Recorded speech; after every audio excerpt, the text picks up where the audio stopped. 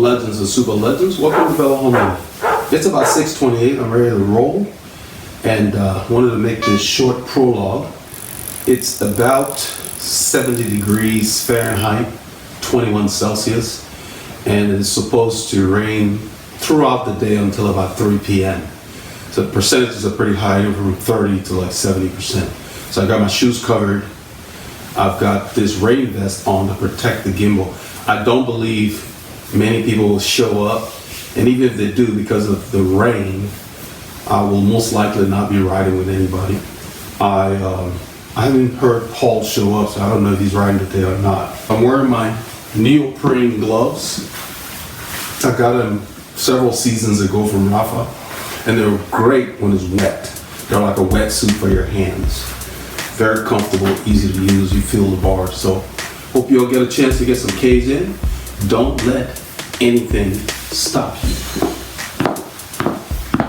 This ride, I left Northampton about 6:30, rolled out into the woodlands to the Ashland YMCA. It was a wet day, rain was forecasted, so there wasn't much of a turnout. Mo was there, Jerry, myself, Fabian. We headed out on Honia Egypt Road. You will see where we had a mechanical with Fabian's bike, and we stopped and fixed it, and then Paul got a chance to catch up with us there. We went into Montgomery.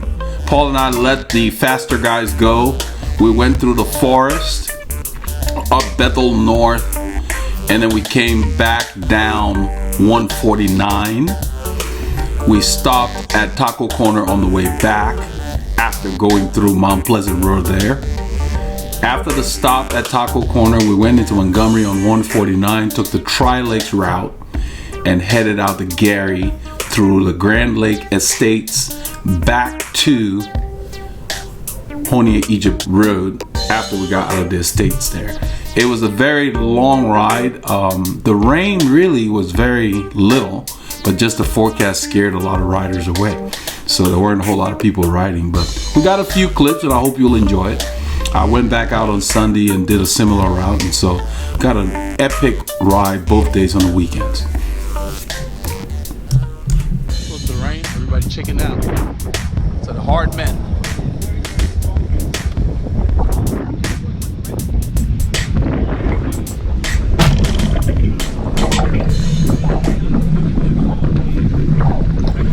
We head out from the Ashland YMCA. We already crossed Woodlands Parkway. This is Stonyhurst. It's a road that will link us to another road called Sterling Ridge. It's a small turnout this morning.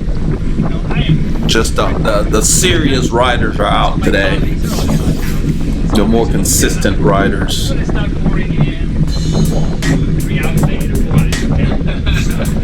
I did a lot of riding during the week. We're just chatting as we head out, and my legs feel really tight. I don't think I recovered really well, and I had to go back and backtrack and see. I actually rode better on Sunday than I did on this ride, and you will see I had to let these boys go at an area where I really should have been able to at least hang in. Even Jerry told me, man, you just had another 20 yards and you would have been good. But my legs weren't feeling too great today. That's brutal. Still have fun though. Car left.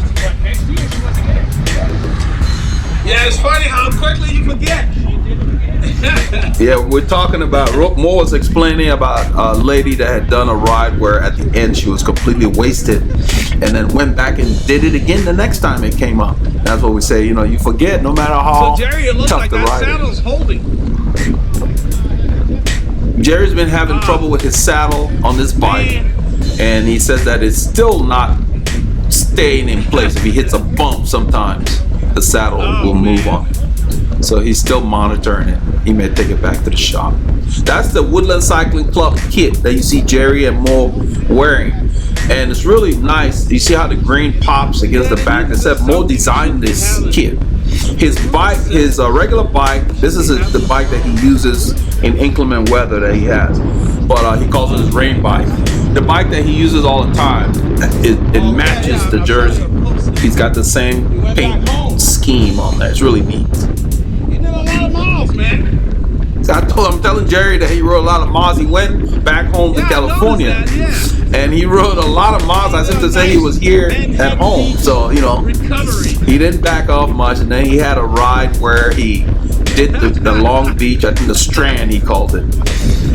Just went out there. There's a lot of people on the beach just to spin out his legs, and so we're talking about that. Yeah, Pacific, yeah. But the guys are ready to ride this morning. Everybody rode here. Jerry lives in the area. He rides there. Fabian rode there. Mo rode there. I rode there. So we're just riding here. We're going. Yeah, sure. At about 7:33, Mo called and he said, I think that's it. Let's go. So we took off. I think, let's see what the time says, 7:38 right now. So.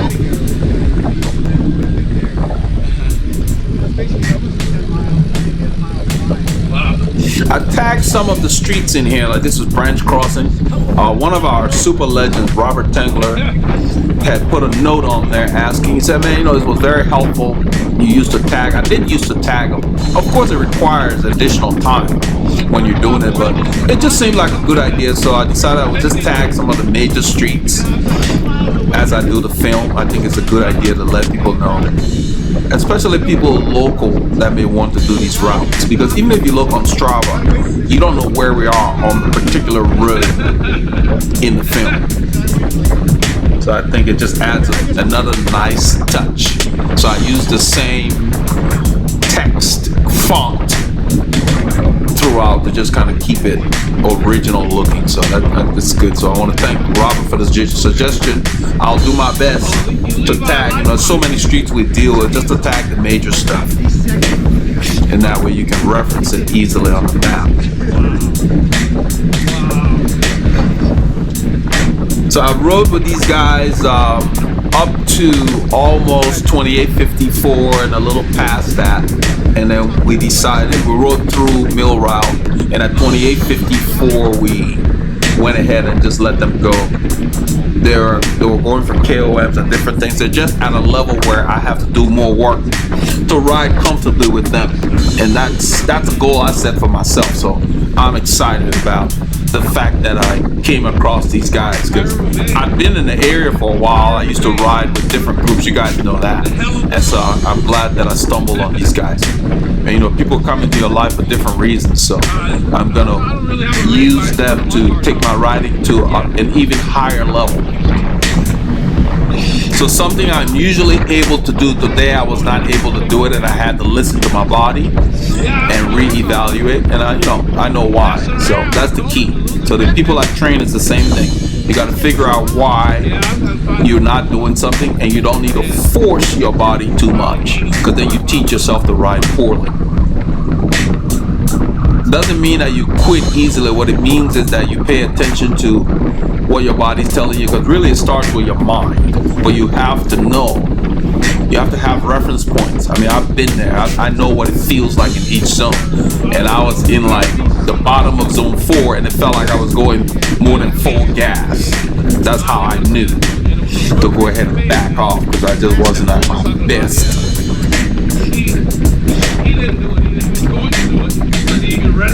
And on Sunday when I got up to ride, I kind of felt tired because my sleep was disturbed because of my little girl who had trouble sleeping Saturday night. So even though I felt tired, I started to watch the marathon in France. They had it live on the Olympic channel, and the Paris Marathon. And that just kind of got me like, why am I watching this? I need to go ride.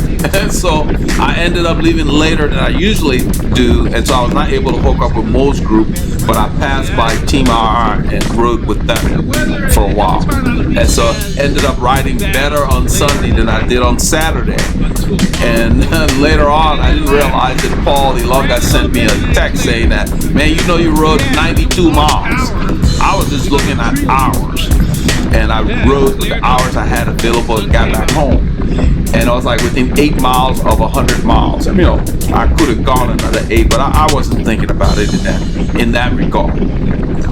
I just do the hours and I let the distance fall where they may. So we're going to be riding with these guys more often, just to take our riding to the next level. You need a group that will push you. And so, that's nice to have them in the area as an incentive. So I saw Fabian this morning around 7. This is Alden Bridge. It's a small street. I didn't tag it here. We're going across. We're on Branch Crossing. At like Indigo or something. He says he was doing KOM. I was telling Jerry that on the way to the Bright Start, I saw Fabian, who was in front of me here, standing by the side of the road facing the opposite, facing south. I was going north. So I slowed down, and I thought maybe he had a mechanical. And then he told me he was doing KOMs. He was going after, it was a calm morning, not much wind. But at like 7 in the morning, I was like, man, he had to get up early to warm up and everything to do that. So they use that to push themselves, which I think is great. They set a KOM, in fact, on a loop, the Bethel loop today. After we let them go, I'm glad we did, because they went really fast. They went, according to Jerry, they went faster than they had done before. So they set a new KOM in the forest. So eventually we'll be hanging with them on some of these KOMs and improve our PRs in certain areas. Because I got like 4 achievements on this ride, even though I let them go. So I rode faster than I usually do in certain segments they've defined. And that's a good use of the segments on Strava.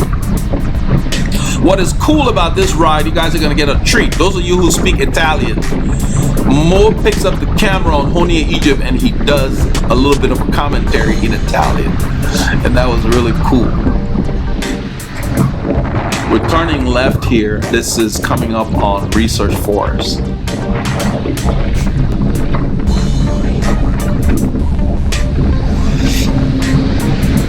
In a little while, Fabian's chain gets sucked into his between his chain ring and the frame. He had trouble shifting. This is not right here, right before we get to Honia Egypt. You guys will see we had to stop for about 10 minutes. So Paulie Longa was running late this morning, and that gave him the opportunity. He came across us while we're working on that. So we filmed the end of it. I mean, I turned off the camera to help, because working with the chain, your hands get dirty. So I had my nitrile gloves on, and then working near the chain ring. This is Research Forest Drive. We're heading west on. Off of Branch Crossing. So right here they're having trouble clipping in. When you wear those shoe covers, sometimes they get in the way. I'm always making sure mine is not in the way of the cleat. We all have shoe covers because of the weather. It's like the high percentages of rain. We did not encounter rain, but we encountered the effects of the rain. The rain happened when we weren't present as we headed out. But we have wet, dirty roads. And I was very thankful for the mud guards because they really kept me clean. I used the same bike on Sunday and didn't need to do much other than just wipe the drivetrain down. And I wiped the front. We're talking about Team RR. We see some riders up the road. We think it might be them. It may not have been. But I explained to Mo that we have people in the Team RR guys that come on their board and they post weather reports. 50% chance of rain. As if no one has access to weather. So all they're doing is trying to discourage others from riding. People who may be on the fence. And that's what we're talking about. Just come out and ride. Nobody cares to know what the weather will do. The people who are going to ride will check the weather so they can prepare for it. They always come. They never post to say, it's going to be sunny. They only post when the weather's challenging. I'm like, please. I ride in the morning unless it's unsafe. There's lightning and other storm, things like that. Yeah, fine. But if rain, I don't consider rain to be severe weather. So Mo takes the lead. I'm sitting close on his wheel. The other 2 guys are on this stretch were chatting. I don't know if I turned the camera around much, but I decided to just stay close. Mo is so smooth that he's very easy to follow. I lowered the camera here. I don't know if we got a good view of what gearing he's in, but it's not very big. It might be a 67 or 70 inch gear or whatever, and he just turns it very quickly. So he's probably in like maybe a 53-19 or something like that. And you guys will see when I get dropped on the climb after Leah Drive, I could not find a rhythm. One gear was too easy, one gear was too heavy. My legs were screaming, even though the zone I was in was telling me you do this in your sleep. But it was like, heart rate doesn't matter. Your legs have to fire to drive the heart rate to do its work. And so you guys will see evidence of what I've been talking about. You have to pay attention to your legs. A lot of times I'll shake my legs now and then to kind of, get them a little loose even when I'm on the bike. This is Egypt Lane. They used to call part of it Old Egypt Road or something like that. It's the one they repaved. It takes us up to 1488 up there at the next light. We're talking about the group. The group went straight. We weren't sure who they were. We just saw maybe 6 or 7 cyclists in the distance. There weren't too many people riding.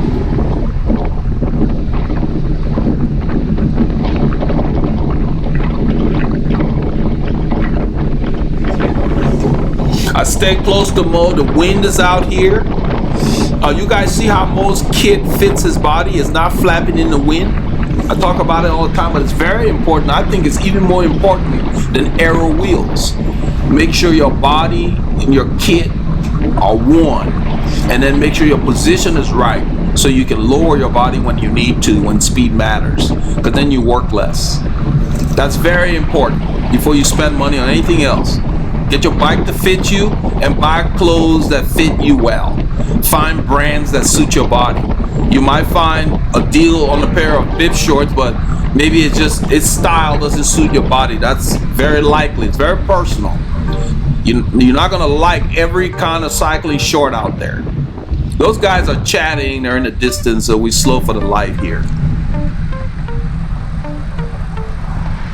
So since there are no cars behind us, Mo's gonna go over and push the pedestrian cross signal, the crosswalk signal, because that gets the light to trigger. Because we don't set off those sensors that are in the pavement. Are you ready? Yeah, done. And some crazy race. You doing the BS race? Yeah. The dive out the double. You doing it? Yeah. You can see the countdown on the right with the hand signal. That's because Mo pushed that thing. It's almost like if you were walking and you needed to get across, it would stop the traffic so you could get across. That's kind of cool. Because if you don't push that, then the light favors the road because there's nobody coming from the cross street.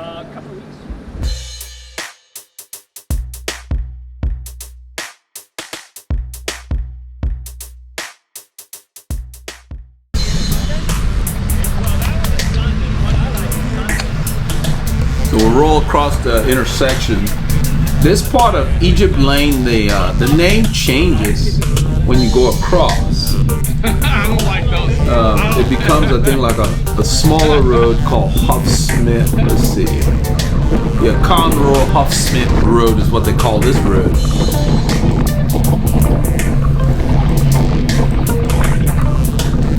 They renamed the same road. This cuts through some neighborhoods to avoid the busy 2978.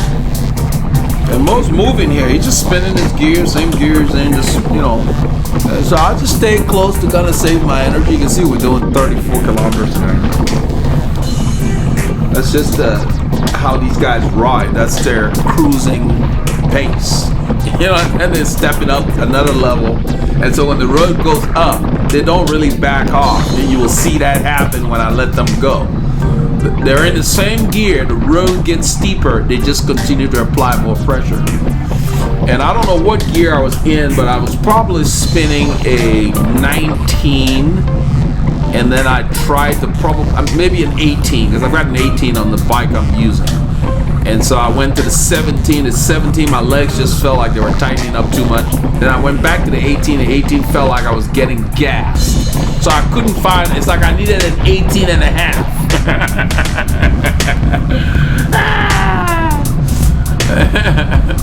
That's funny. That's like, so my legs were just tired. They never felt fresh. Friday was a very hectic day. I had a lot going on. I was able to do. Oh yeah, Anthony Tomasello came by on Friday. We got his fit done, so it went really well. One of our legends from Austin, Texas, came to town. We got two of his bikes done. He keeps a lot of old school steel bikes. He got a Fundriest, and I don't remember what the other one is called, but nice bike with the quill stem on there. I got him to see how the headset. Look at the lights on Mo because of the moisture. When you get a film of moisture on there, the lights just look really cool from different angles. Mo has the Hot Shot, the Saigo light, Hot Shot 150. Very visible light. I'm glad I saw that because I think they're one of the better lights for cycling. On Sunday, what's his name? Dan, the man who had the injury a while back, is back riding, and he rode with us. We did a long ride, and he was about a mile up the road because they took off from the stop earlier than when Mark was ready. So I was waiting for Mark, and about a mile up the road, you could see the lights so visibly in the distance. I really like that.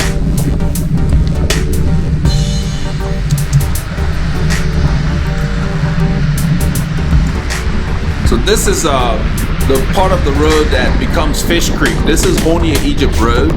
It goes left at the light also, but it's still called Honia Egypt Road. When you go straight, it's called Sendera Boulevard and becomes Fish Creek further down the road, same road.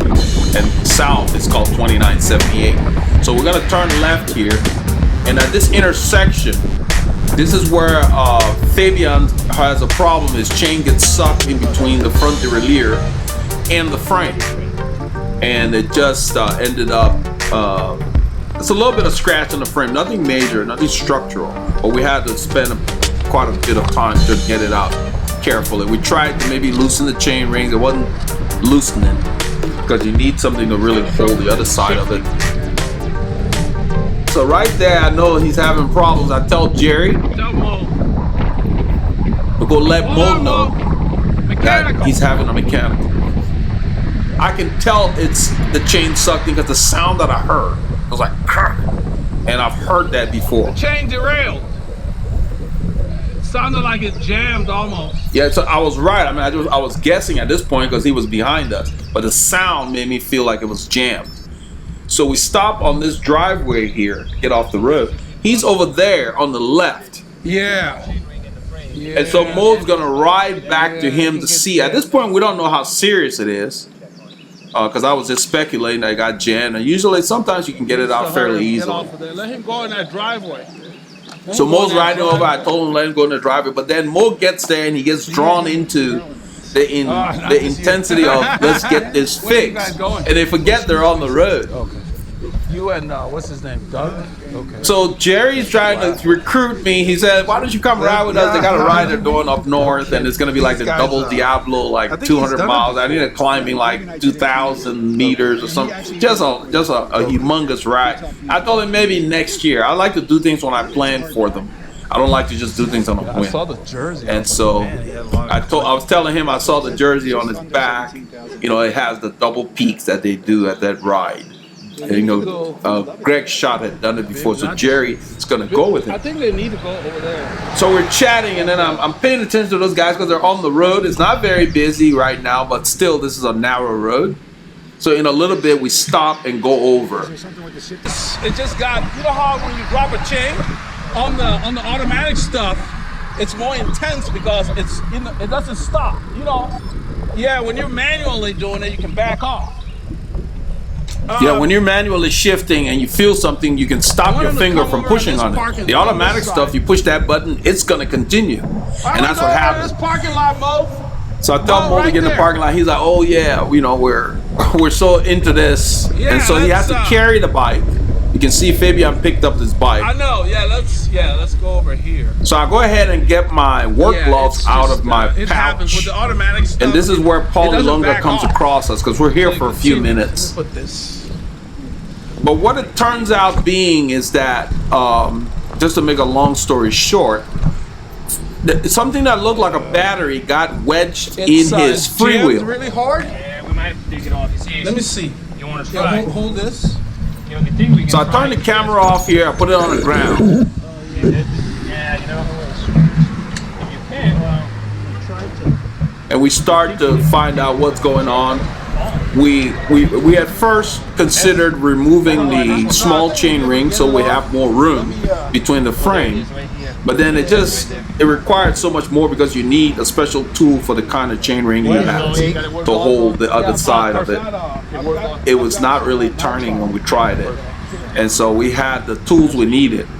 So I put the camera on the ground in a little bit. yeah, the scratch is there anyways, so. Yeah, it's So you don't even see it. I mean, It's not much, but we can get it out. We're talking about the scratches because the chain Just hold the forced camera. itself. Yeah, just hold the head. Yeah, this is where Paulie Longa is here now, and he's holding it, and we've already gotten the chain Just out. hold the camera. There you go. We've already Look at got the that. chain That's out. from the road. That's the thing Right that there. caused the problem in the first place. So the chain cannot settle in that gear because there's hope it's something from in the between road. the space Let's see. of the cogs. It looked like a battery or something. It's just not an arbitrary. It's about the size of a dime, but maybe as thick as 2 nickels. Whatever it is. If that makes sense. It looked like Yeah, I just don't one know of what it those is. coin Yeah, cell it's sitting- batteries. That's why you couldn't shift. So the chain would not align and get in that gear, so it kept jumping. And that jump Yeah, there we go. throws it off, keeps threw it rolling. offline enough that when he was trying to get in that gear, it just got sucked up in the front. So I'm glad we got it out with no major thing. We haven't found out what it is. Mo took that with him to clean it out and check out what it was. But we ended up having to use two multi-tool. That's the most multi-tool I'm holding. I've got one in my pouch. Those are my work gloves. We already got the chain out, so I took the work gloves off because I'm going to dispose of it because it was very dirty. So Paulie Longa gave me his multi-tool, so we use both. In a little bit, you'll see we use both. That he's reaching for it now. And so we put one on one side, one on the other, so that thing, it just kept sliding around the spacing because it fit in there perfectly. We suspect, later in the ride, we talked about it, we suspect it may have come from his power meter. I don't know where his power meter is mounted, but I think he's got one on the crank arm. So right there, Mo holds the back of it, and I lift it out of there. Now it comes oh my out. goodness. Hold it. So what is it? Is it a battery? Yeah, It looks like a battery or a magnet. It's a battery. Yeah. It's a battery. So that sounds like a we magnet. think that his power meter magnet stopped from my working bike? after we got back on the road. He realized the power meter stopped working. So it must have just happened at the intersection It doesn't seem that the unless you battery put it came on out and metal. lodged in I there. don't know what that is. But it's not just some piece of metal from the. I mean, it's smooth. It looks like a battery. Keep it. Here, let me put it in my shirt. So we put it in Mo's pouch. Shift it, let's Now see we're if gonna it check works. the shifting. Yeah, so we go ahead and verify that his shift. So his shifting was being affected, so it couldn't get in that gear. Those two cogs, what the battery sat in between, or whatever that ended up being, we're gonna find out. Keep it on there. So we put it in Mo's pouch there, and then he's checking the shifting. No, go the other way. Go the other way. So now everything's fine. Okay. So just it being off, and the fact that the electronic just moves the thing, and and that chain, once it gets out of line, it kind of Too flaps much power. laterally. It got jammed in. So I'm just showing him the little scratch on the frame because I'm pretty anal, but nothing you can really see anyway. You'd have to go out of your way. But it didn't. Nothing was damaged or anything. I'm glad we caught it. That's when I call my wife. Things happen for a reason. You're supposed to work for me. You always try to limit it right until it's really necessary. So I went ahead and I had a had wipe in my forgotten my bag towel. there I had because to I go used my back. gloves, so my hands were okay. But his hands were dirty, so I took all the. I have one of those wet ones that I carry. It had dried. It'd been in there for so long. So Mo said he was good. Fabian is using the grass because that's your other option. You clean as much as you can off your hands if you don't have a wipe. So I gave him the wipe to use. I threw the gloves in that garbage bin there. You don't want to leave your trash on people's property. So if you stop and you're having a problem, whether it's a tube or whatever, get rid of it, dispose of it, put it in your pocket if you have to until you get to your stop and throw it away. I have not seen that ever. We just took out the. I have never I've been riding seen 50. anything suck Yeah, I'd never seen that before, and it wasn't a fluke. I believe it came off of something on his bike, and it just fell in there. And it makes sense if it's his power meter and it's mounted on a crank, and that battery came out, maybe the case for the battery open or something, and it just lodged in there. It didn't come from the road. So anything that disturbs your shifting, whether it's your the screw, like your limit screws or stuff like that, don't ignore it. It can cause other problems. More, I want to check. We loosened that a couple of times. So I'll go ahead and check his chain ring to make sure it's tight before we leave. That's what that was about. Because we had tried to loosen it, it just kind of spun. The bolts just spun because there was nothing holding on the other side. So how long were you guys here though? At least 10 minutes. Wow. Yeah, we were there for a bit. Stopped over there. Then we went over there. I'm trying to look at the elapsed time to see, because what I did was this is at 40:28 now. Okay. All right. Yeah. It's on. So yeah, the elapsed time from I looked back, it's like 22 minutes to 40. So we're talking 18 minutes elapsed time. But we probably worked on his bike for at least 10 to 15 minutes because we took our time. And even Mo made the comment, Mo's teasing Paul. Mo said now we got to go full gas since we've been wasting time back here. And now Fabian is taking his time because he's trying to make sure everything's functioning well. So he's getting on the road, But the thing is this, Fabian had a very, how do you call it? A disparaging look on his face. It's kind of like if something's wrong with one of your kids, you're not happy. Our bikes are like our babies.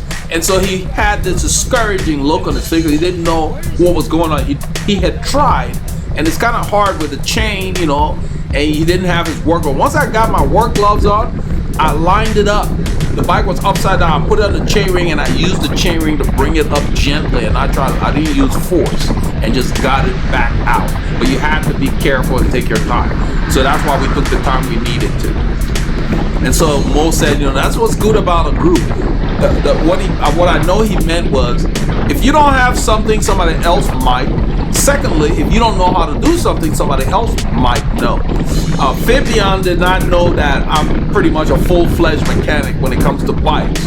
And then Mo has experience with bikes as well. So between the two of us, we were able to get that resolved, and he was able to ride. So all he had to deal with now after the ride was figuring out what was going on with his power meter. Because we suspected that that's what that battery was. Because when I mentioned battery, Fabian came and looked and said battery. And so it's likely that if it's on the crank arm, the battery casing opened and it came out and just lodged in the chain ring, which makes sense. So because the crank arm could have been up, and that's very logical. It just happened. It's just a fluke. But I threw the chain off enough to where the force, you push the button and it's going to the next gear and it can't, and there's a problem. Well, the automatic stuff, it does its job. It's not like you doing it with your hand where you can back off, and that's what happened. So, it was kind of interesting to see because I've never seen that the whole time we've been riding, and both said the same thing. Just a chance of something lodging in between that space to keep the chain. So the chain could not sit down when he tried to use that particular gear. I'm zipping up my jacket because I had opened it because it's a warm morning, and that vest, even though it's a lightweight rain vest, I get warm. So what I did was I did not wear a base layer. I wore my flyweight jersey. It's a classic flyweight, similar to what we're going to get in our team kit. Flyweight jersey with the lightweight vest because it let's see, it says 19 Celsius, which is 68, 69 Fahrenheit, but it felt warmer. It cooled off later when the front came in at the end of the ride. But so right now I'm keeping my cadence up because the whole time we're riding with these guys on this trip was like my legs just felt tight. Even though the effort is low, they just felt like they were tired. They were not recovered. Bottom line, I did a lot of hills this week because I had mentioned that I wanted to increase my work to ride with these guys, but I think that with everything that went on, the way my week went, I did not recover enough on Friday. I had a very busy Friday. It wasn't because of cycling, just a busy life day on Friday, and that didn't let me rest enough. By Sunday, I was feeling better, even though I rode a lot on Saturday. So I just needed a little more recovery. It doesn't mean I would have stayed with them when they did the KOMs in the Bailey Grove area, but where I had to let them go, I can ride that climb. So I just knew that, man, my legs had not recovered. I did a lot of hills during the week. So I gotta lighten my Friday for this coming week. That's how you have to do it. Make the necessary changes, find out why you're not able to do what you know you can do, and then you adjust. So I just need to lighten up my Friday load, especially after lunch. Because it was a very hectic, late Friday day.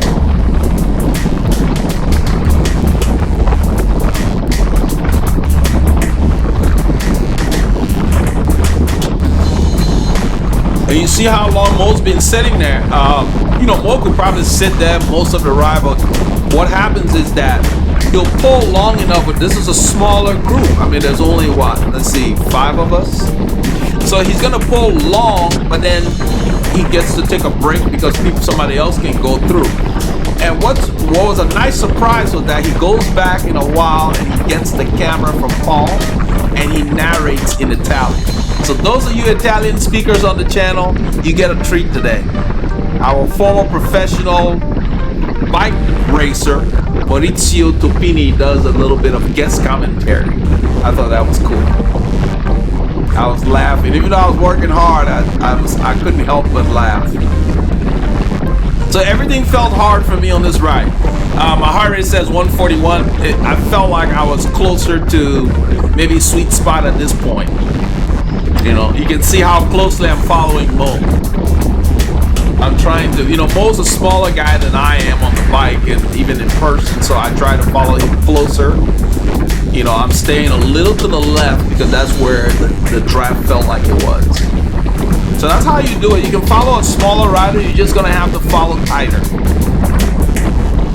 And then with this road, you know, it's up and down. It may not be much, but the gears are riding. I spent most of the time behind me. I think I was in the 53, 18, and 17. Those are the 2 gears. I don't vary the ratios too much unless I go to the small chainring.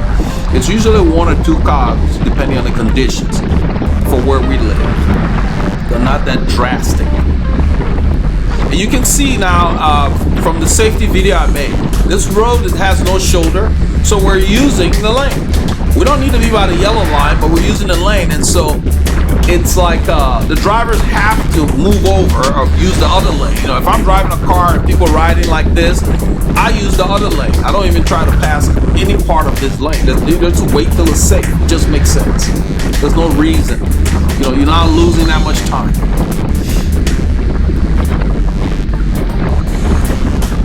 And the road on the right, there's a lot of little ruts, you know. This road is not perfectly smooth, so we look for all of that. I'm concentrating, even though my heart rate says zone 2, my legs feel like they're working harder. So I am concentrating on staying very close to Mo's wheel. If you look, Paul DeLonga has the camera. I'm very close to Mo. He's pointing out obstacles. Even though I'm close to him, I'm still looking around him to see what's coming. Because even though you're familiar with the road, you never know what can be on the road. People drop debris and all kinds of stuff. So I always try to look around the rider I'm following or riders I'm following, so I'm not surprised. That's the way to do it.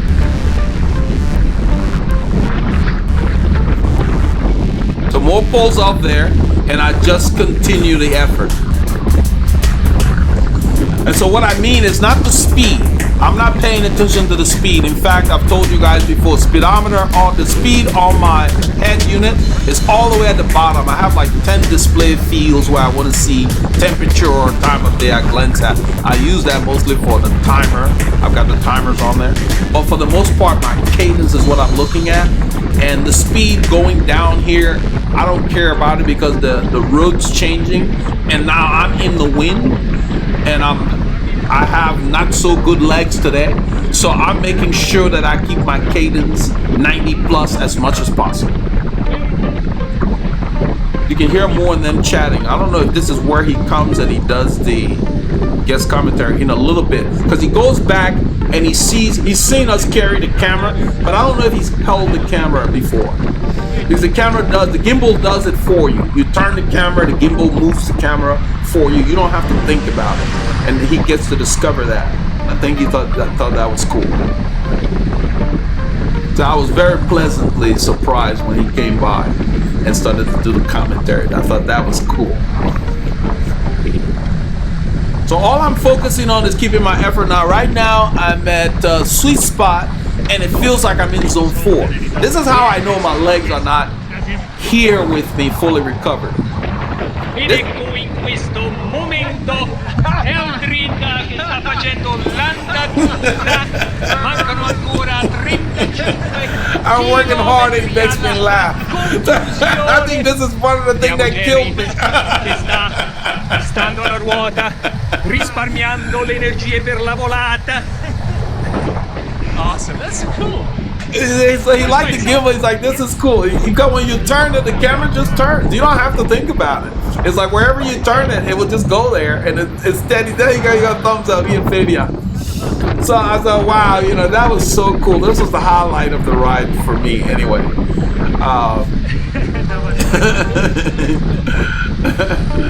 I love that jersey. Look at that. Look at the green. You see how the green pops, and they got a little bit of blue on the bottom of the shorts legs. Sponsor Bike Lane. It's a local shop in the area. So the reason I'm staying there as long as I'm staying there is because this pace works for me. I'm not going as fast as Mo was, but I'm going to what I can hold it. After a little while, I go ahead and pull up. The group is small, so I'm pulling longer. So, it just keeps the group moving.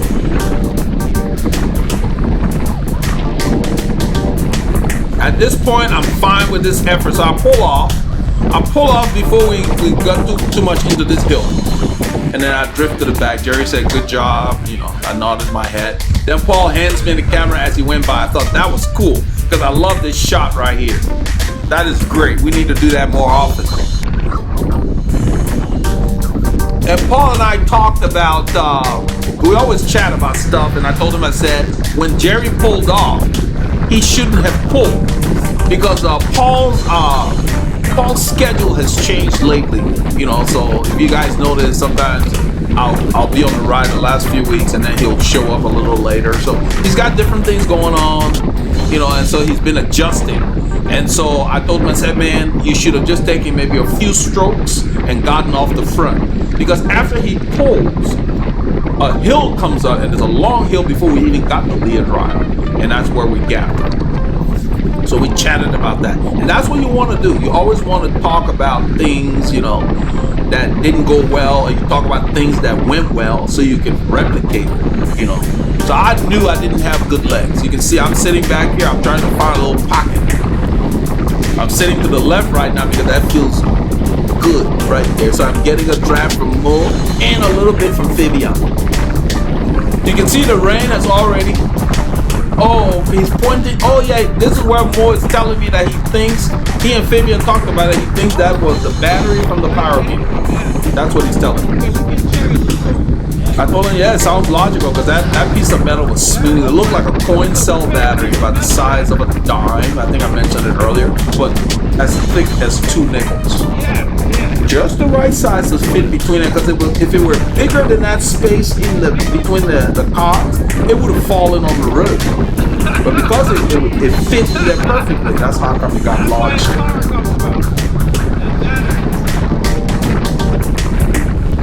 So we'll find more is gonna clean it up and try to find out what it was. I should have sorted it out. We haven't been able to talk this week. More and I are gonna exchange numbers. We're gonna do it at the stop, but they were flying too much. I had to let them go. I hate to hold people up, So we're just gonna have to increase our work and then get enough rest so we can ride with these guys longer.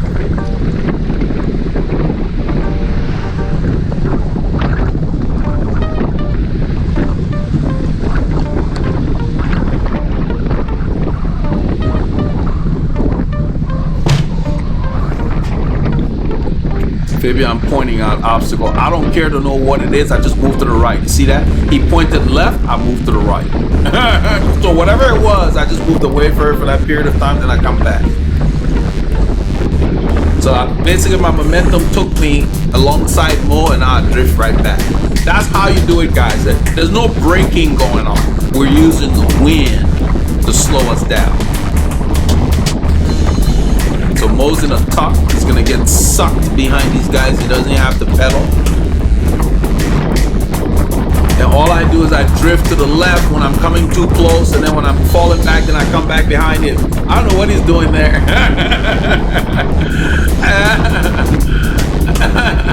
But he's having fun as usual. So because we're going downhill and I'm a bigger guy, I descend like a rock. So I back off wherever possible because I'm in the draft. So I don't have to use the brakes. So because once I get behind him, I get sucked in. So I'm always going left. See, I move left again to use the wind. It's like wind braking.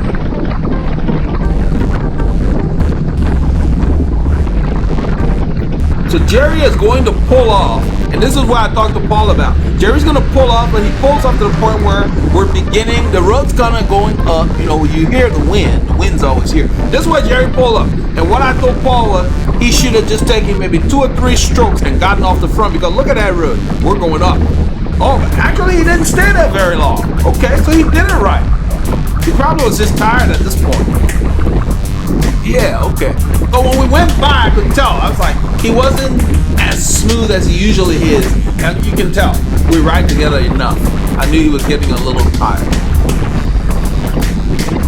So Paul has a diesel engine. Paul is more of a marathon style, rider. If he were running on the road, he'd probably do marathons as opposed to a 10K. Look at Mo. Mo moved up to fix Fabian's rear light. Fabian's rear light always moves. I think his legs touch it, like when we stop or something. It moves one way or the other. It's always off. And that's what Mo did. He moved up and straightened it up. So at this point, I'm not feeling so great. I mean, I'm not looking at heart rate, but I glance at it. Whenever my legs start tightening up, I glance to see how correlated my heart rate is. And my heart rate is saying that you're not working that hard. But my legs are like, forget it, you are. And I know we're coming to Leah Drive. So at this point, I want you to just watch my cadence. I'm trying to find a rhythm. Look at my cadence go up. This is Leah Drive. This is where I start having problems. I'm feeling gassed for some reason, so I shift up. You will see my cadence go down. Yeah, below 90. I shift up, I'm probably in the 17. Then my legs start screaming. So then I stand to keep that gear going. And this climb is long, it's still going. And right here, I'm like, you know what? I gotta stay within myself. So I go ahead and sit. I move a little to the left. Jerry tells me he's on my right because he's behind me. So I move over so Jerry can go up. I sit in the 17. You see my cadence 70, and I keep that gear going. Right there, the road levels off. And so Jerry and I will talk about it. You will see us talk about it down the road a little bit. He said, man, you only had 20 more yards and you would have been fine. And sometimes that's what it takes. But at that moment, I needed to pay attention to the fact that my muscles just felt like they were seizing up on me. And I knew I'd done a lot of work during the week. I just had not recovered well because I shouldn't have been riding that hard. I wasn't going that hard. So I keep riding here. That's another reason you stay within yourself so you don't blow. So once your legs go, they're done. I keep riding. And I edited for time because they put like 15-20 seconds on me here easily. This is the FM 2854. They've already turned left. I go ahead and I turn left. And that's Raven Chapel Road there. At this point, Paul is further back because we lost him long before the climb. I'm just riding because I figure we'll regroup at some point, and it happened sooner than I thought because in fact I see Jerry up there He's behind them. They're further up. And I edited for time. I catch up to Jerry. That's where we started discussing what happened. And I tell him, I said, I could not find a comfortable gear. And every cyclist know what that means. It's like your legs are complaining. And then one was just too easy. I was spinning it out. You don't want to spin out on a climb. You can blow. This is why I tell Jerry, more of them are up the road and they're going to turn around. One was too easy, one was too hard. There's more of them going back to get I was Paul, trying more to get into amphibia. something. Some kind of rhythm. I was committed on your right. Oh yeah, I saw you. I heard you. Yeah, he told me he was on his right, on my right. Yeah, I didn't know he was there. Well, as soon as he said on your right, I drifted left. But he said he was committed. He could not pass me on the left because he was already committed on the right. That would have taken more energy for him to change his line. So he just said on your right, which I thought was cool. So remember, you don't want to go beyond your limits and dig into your reserves when you have a long day. This is where we're approaching Honia Egypt Road. Paul and I are on the way back after going through the forest. But what I was trying to point out is that if you dig too deep and you have more riding to do, I mean, we had almost 6.5, 7 hours, you can really wipe out your ability to finish the ride. So I had to let them go because I had more to do. Now, if it were a short race or something, I could have gone deeper or whatever, but still, I knew that my legs were not at their best. So you need to know that and know how to stay within yourself, because then psychologically and physically, you don't drive yourself too far down to where you have so much recovery to do to get back. So at this point, I gave Paul the camera. We're on Honia Egypt, headed south. And it's later in the morning and the wind is out here. I have taken off the jacket. I stuck them inside my bib against my spine so I wouldn't have to use my pockets, because it's still relatively warm, but basically we're trying to beat the thunderstorm home. Look at the sky. There's a storm forming a few hours after the ride. See, it says 12:43. Within 2 hours from now, a storm came in. At that time, we're done riding. And it just rained. It rained for maybe an hour, and it cleared up. So just something blowing through. And so right now we're going into the teeth of a headwind. I decided to ride the drops and ride a relatively large gear, as if to say I'm climbing. That keeps the pace steadier, and it gets my body into some kind of rhythm, because my legs were not really at their best today. So I decided to give them a bit of a break and just do something more constant.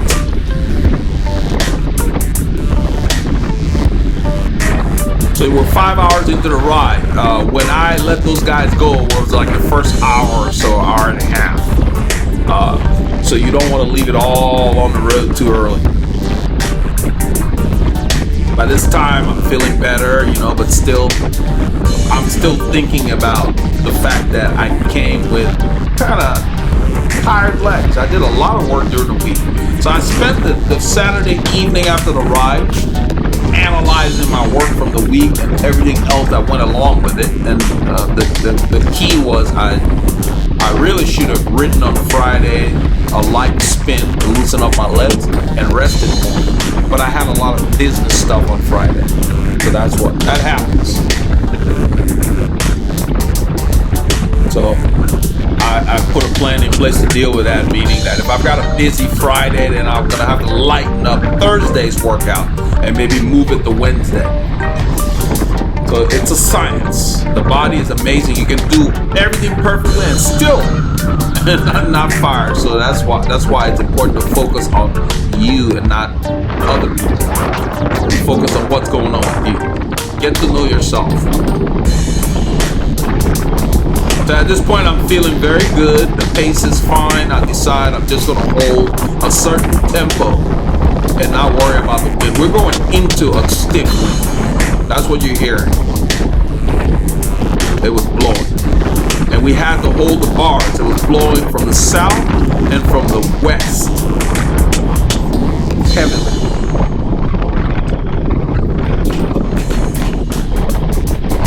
I love this road simply because you get the chance to ride different ratios, the undulations. We're headed south. This morning we're headed the opposite direction. But in either direction, you get a workout because at the end of this, there is a hill, a bit of a bump. It's not the longest, but after you get over it, then it continues at the drag that one of our legends called Ninja Grade. We call it falls flat. So you have to measure your effort and select proper gearing so you're not dead after you get over that bump. I think I end up climbing out of the saddle just to keep things steady, you know. And because we're going into the wind, the speeds are slower. That's the thing with climbing. It was like climbing a steeper grade because of the wind. So I left it in a large gear and climbed out of the saddle. You can see the rain's coming. That's a raindrop. So it was beginning to rain on us. It wasn't organized. It rained for a while, just, you know, big drops and then stopped. So different spots. So we had rain showers in different areas. We didn't encounter any kind of heavy rain, but everywhere we went, the rain had already passed. So the roads were messy. And you can see how windy it is. That raindrop is getting blown off the lens.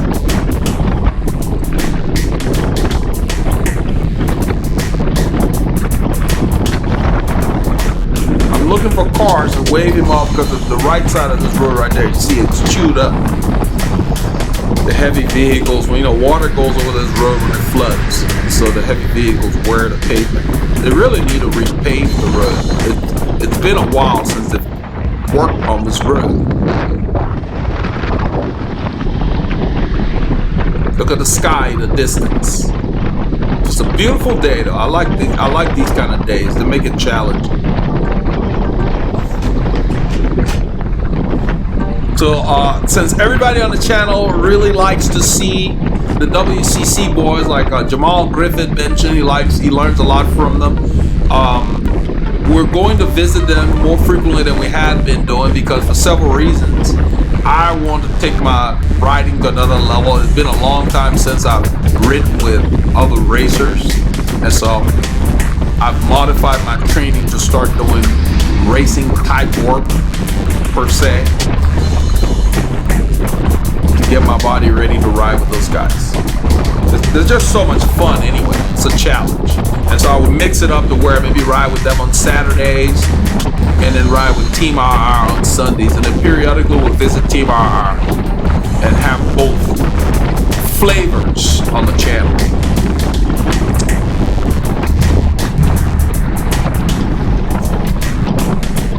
That's another reason that you have to think about how deep you go so that you're not discouraged. You don't want to go too deep into your reserves. I knew I had a big weekend of riding coming up, so I didn't want to go too deep.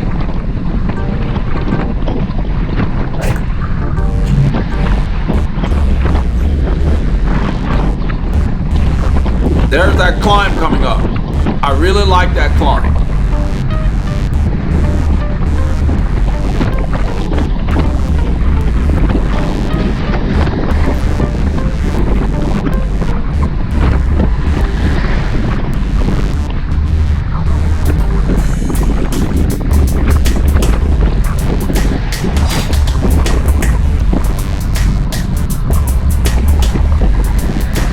Climb begins here pretty much, and what I do is I shift down. I'm in the big chain ring.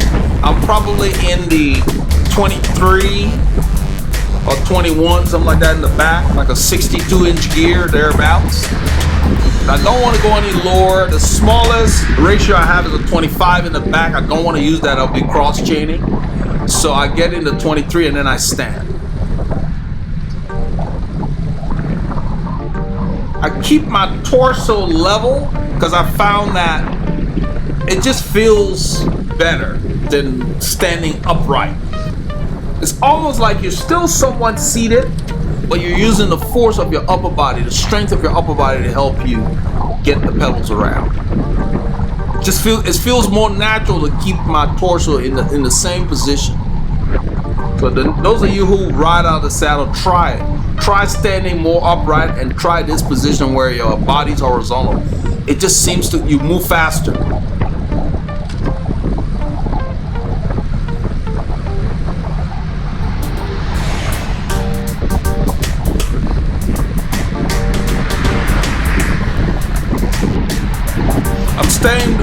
close to the edge of the road because Paul's on my left. As you can tell from the camera angle, the wind's blowing from front and to the right. Even with this stuff on the right, the hedges on the right, got a little bit of shelter, but still, that's the best spot for him to be in.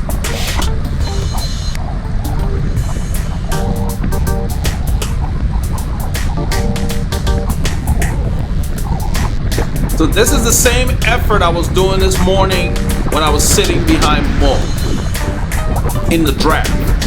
When I was pulling, it went up a bit, of course.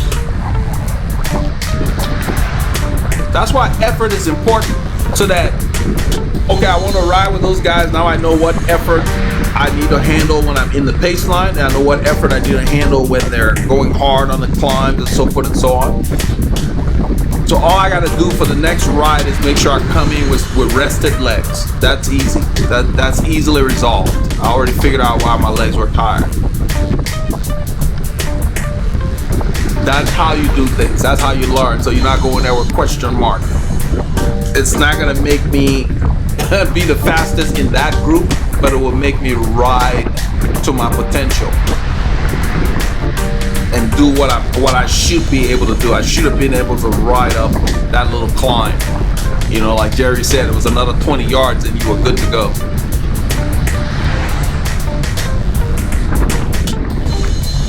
I did a big week. So after that, I was so pumped that on Sunday, I went out and did over 5 hours. I normally don't do that much. That's what Paul was saying, you did 92 miles. So I was like, man, I was within 8 miles, but I wasn't thinking about it in that regard. But I felt better on Sunday than I did on Saturday. Go figure.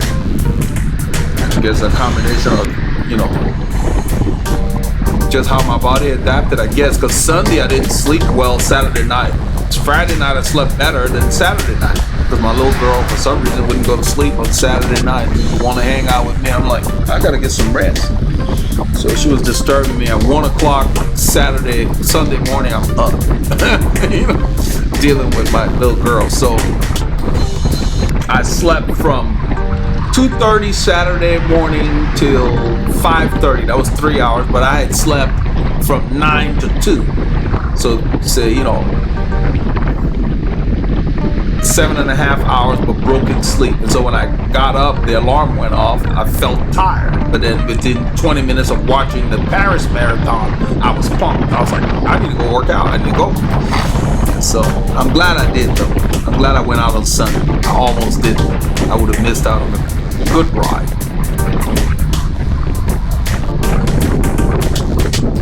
This part of the ride is not easy. It may appear to be, but I'm working. I kept it steady. It felt like a mountain climb. You see my cadence? I just kept my cadence in what I call my climbing zone. 75, 85, you know, depending if I'm accelerating 85, 95. But you get into a rhythm to where the tension's on your muscles. You're just working.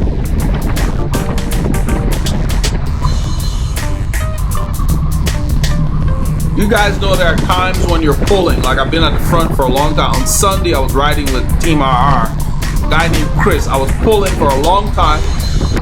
And this is why I'm pointing out to Paul where we stopped, because he wasn't there when it happened. I was explaining to him where we were standing before Fabian's bike had the problem. But what I was saying is that I was pulling on Sunday with Team RR, and this guy named Chris just takes off after I had done a long pull off a climb into the wind. And at that moment, I didn't want to change my rhythm, and I kept my rhythm and still was able to actually bridge back to him and to Mark, you know. But the thing was that the move that he made, he spent a lot of energy, and then the third hour in the ride he was struggling. So you really have to pay attention to how you dose out your energy, because depending on how long the ride will be or what your plans are, it can mess up your ability to finish your ride. That's the point I'm trying to make. Don't try to be a hero. Focus on what your goals are and what that effort will do for you on that ride. Is it going to interfere with what your goals are? If it is, don't do it.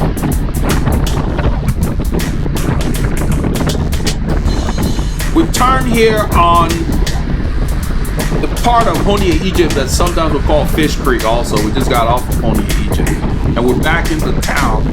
And in a few kilometers, you would just see the congestion that occurs Saturday afternoon. This area has a lot of shopping in that corner. We're headed towards the FM 1488, and there's a lot of shopping centers and grocery stores or whatever, and there's just a bunch of cars, so we end up doing a detour. I hate standing in, on my bicycle or in my car. I hate traffic. So we basically make an executive decision, make a detour, and it worked out great. Because sometimes when we go straight and we get the research, it's hard to get in the left turn lane when it's busy. At this point, my back is a little achy, so I stand up and stretch it a little bit. Anthony had come and we did his fit, and he went for a ride. He said his back was aching. I told him it happens. If you're working hard, you use the muscles in your back. And I suggested that he do some stomach exercises. You do need to have a strong core. That's what keeps your transfer of power consistent. And it balances off the back muscles. Your back muscles get strong as you ride more. But if your stomach is weak, then they will ache. Back muscles will ache. I'm waiting for Paul to get on my wheel.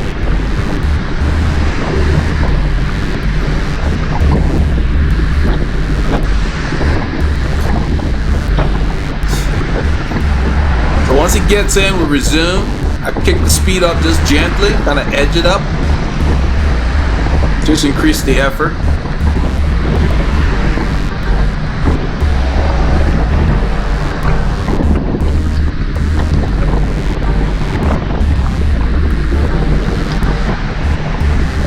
You can see the sun is out, and we talked about it. We said, man, those who were playing on the fence missed out on a great day for a ride, because we had showers in different spots, and they weren't that significant. There's a rake on the road. That's what I was pointing out. Like, man, you don't want to roll over those. Anything like that can flip up. If you roll over them, it can cause. They're a hazard. You don't want anything that interferes with your front wheel or your rear wheel.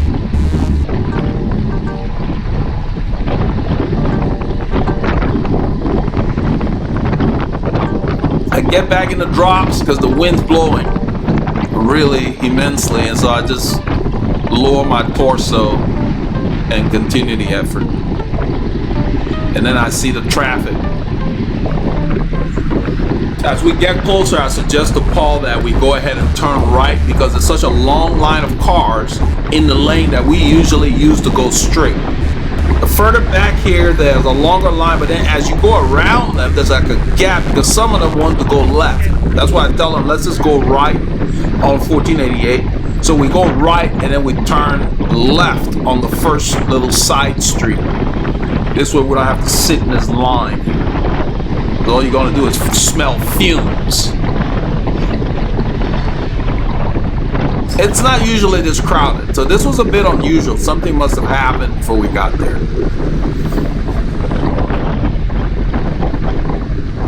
So you see right there, that lane is clear. This is where we go, but I decided we can go right, because when we do go straight here, down the road, it's a hassle sometimes trying to turn left. So if we go right here on 1488, we can turn left here, right by there is a bank called Wood Forest National Bank, where you see the McDonald's sign.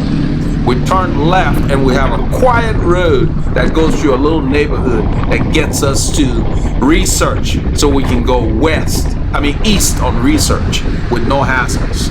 So this is a lot easier. I use it a lot to avoid going through that major intersection. So this is what we did on Saturday. I hope you all got a chance to get some K's in. You have to keep your body moving and keep those doctors fired.